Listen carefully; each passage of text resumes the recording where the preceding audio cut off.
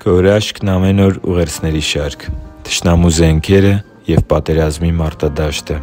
Մենք շարունակում ենք ուղերձների շարքը, որը կրում է «Հավատքի պատերազմ մղելու առանձնահատկությունները» անվանումը։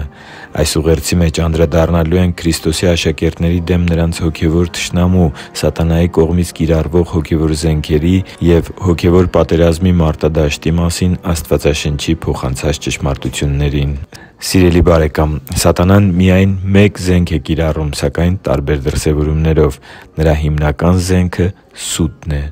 Սակայն սուտը կարող է լինել վախի ու թերահավատության մտքերի տեսքով, կարող է լինել աշխարհի ցանկությունների ու մեղքի գայթակղությունների տեսքով, կարող է նաև լինել սուտ ուսուցումների կամ սխալ համոզմունքների, շեղված հավատքի կամ անիրական պատկերացումների տեսքով։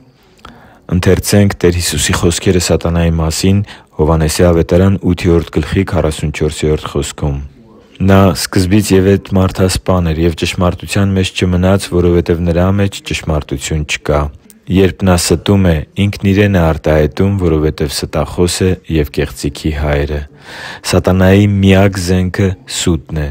Տեր Հիսուսը նրան ստության ու կեղծիքի հայր է անվանում։ Չարը խաբում է մարդկանց, և դա անում է մարդկանց մտքի վրա ունեցած ազդեցության արդյունքում։ Հոգևոր պատերազմի էությունը հավատքն է։ Մարդն իր ազատ կամքով է ընտրում, թե ինչ հավատք ընդունի՝ հավատք Տեր Հիսուսի փոխանցած ճշմարտության հանդեպ, թե հավատք սատանայի հորինած կեղծիքի ու ստությունների հանդեպ։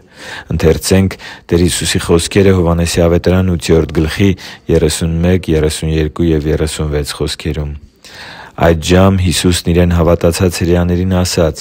«Եթե դուք հավատարիմ մնաք իմ խոսքին, իմ ճշմարիտ աշակերտները կլինեք, կճանաչեք ճշմարտությունը, և ճշմարտությունը կազատի ձեզ։ Արդ եթե Որդին ձեզ ազատի, ճշմարտապես ազատ կլինեք» Աստծու համար թանկ ու սիրելի՛ զավակ, սատանան ոչ մի ուրիշ զենքի չի տիրապետում, և նրա միակ նպատակը մարդկանց ճշմարտության հանդեպ հավատքից շեղելն է և դեպի կործանում տանելը։ Ճշմարտության հանդեպ հավատքը թողնելը հե՛նց հոգևոր պարտությունն է։ Աստվածաշունչը սովորեցնում է, որ սատանան անգամ իրավունք չունի մարդուն ստիպելու, որ վերջինս թողնի ճշմարտության հանդեպ իր ունեցած հավատքը։ Մարդն ունի ազատ կամք, և դա անում է կամովին։ «Որովհետև Աստծու բարկությունը երկնքից հայտնվում է մարդկանց ամեն ամբարշտության և անիրավության վրա, որ ճշմարտությունը ճնշում են անիրավությամբ» Իսկ հոգևոր հաղթանակը ստությունը մերժելն է։ Ստություն ու կեղծիք է ցանկացած միտք կամ ուսուցում, որը հակասում է Աստվածաշնչին և Աստվածաշնչի մեջ Տեր Հիսուսի փոխանցած ուսուցումներին։ Հոգևոր զորավոր հաղթանակ է Տեր Հիսուսի նմանությամբ սատանայի առաջարկություններին, գայթակղություններին ու մոլորություններին արձագանքել գրված է արտահայտությամբ։ Դա նշանակում է, որ ես մերժում եմ ստությունն ու կեղծիքը։ Դա նշանակում է՝ ես որոշում եմ հնազանդվել Աստծուն, այլ ոչ թե իմ ցանկություններին ու պատկերացումներին։ Ես որոշում եմ մերժել ամեն միտք, որը հակասում է Աստծու Խոսքին,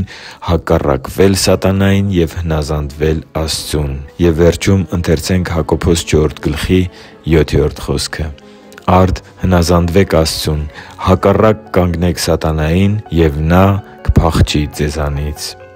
Հիշի՛ր, որ դու Աստծո հրաշքն ես, և Աստված սիրում է քեզ։ Շնորհակալ եմ, որ դու կա՛ս։ Սիրով և աղոթքով՝ Արման Մանուկյան։